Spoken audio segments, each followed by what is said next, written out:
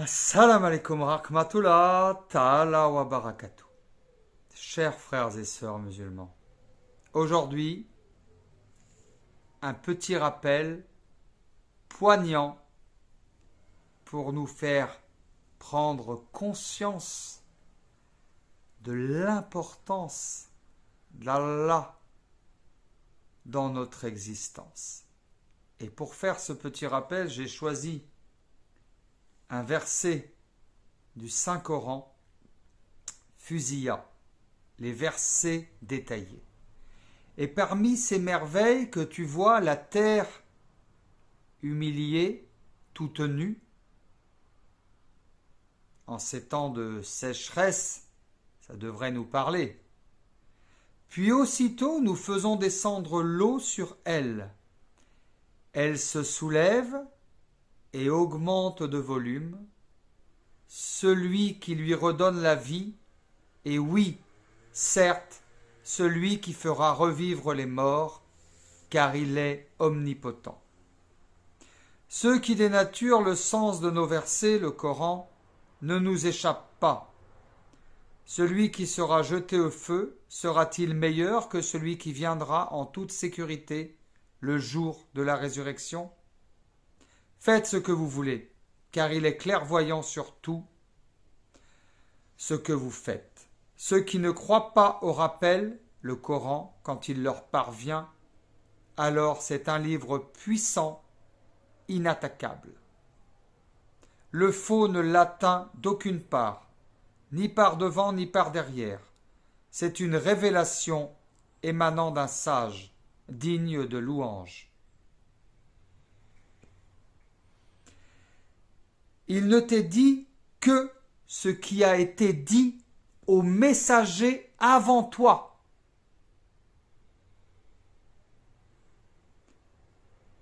Ton Seigneur est certes détenteur du pardon et détenteur aussi d'une punition douloureuse. Si nous en avions fait un Coran en langue autre que l'arabe, ils auraient dit: pourquoi ces versets n'ont-ils pas été exposés clairement? Quoi? Un Coran non arabe et un messager arabe? Dit, pour ceux qui croient, il est une guidée et une guérison. Quant à ceux qui ne les croient pas, il y a une surdité dans leurs oreilles et ils sont frappés d'aveuglement en ce qui le concerne. Ceux-là sont appelés d'un endroit lointain. Nous avons effectivement donné à Moïse le livre. Puis il y eut controverse là-dessus, car s'il n'était qu'une parole préalable de ton Seigneur, on aurait certainement tranché avec eux. Ils sont vraiment à son sujet dans un doute troublant. Quiconque fait une bonne œuvre, c'est pour son bien, et quiconque fait le mal, il le fait à ses dépens. Ton Seigneur, cependant, n'est point injuste envers ses serviteurs. Il était beau ce rappel, hein ? Effectivement, le Coran est la révélation de toutes choses. Le Saint-Coran est descendu pour parachever la religion. Le Saint-Coran est descendu pour mettre la dernière pierre à l'édifice de la religion sur la terre entière. Qu'est-ce qu'il y a eu avant le Saint-Coran? Il y a eu Moïse, il y a eu Abraham, il y a eu Issa, qui a donné la religion des chrétiens. Vous savez que j'étais chrétien avant.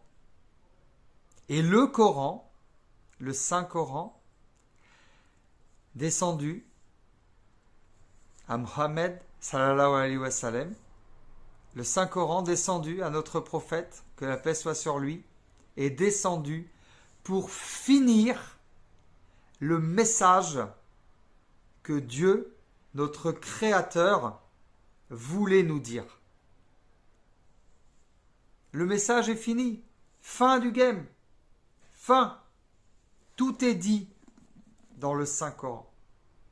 Donc si votre foi baisse, si vous avez un petit moment de peine, si vous avez un petit moment de tristesse dans la journée, même si vous faites vos 5 prières par jour, lisez le Coran.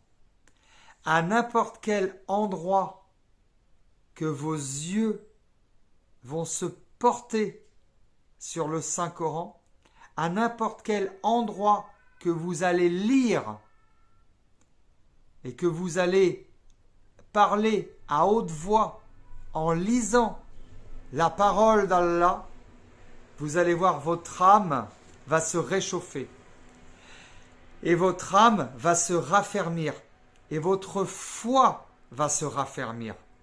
Alors, lisez le Coran.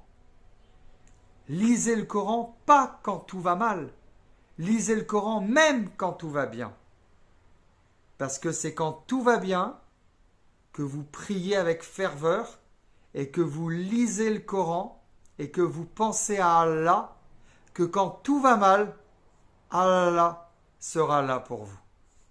Salam alaikum à tous.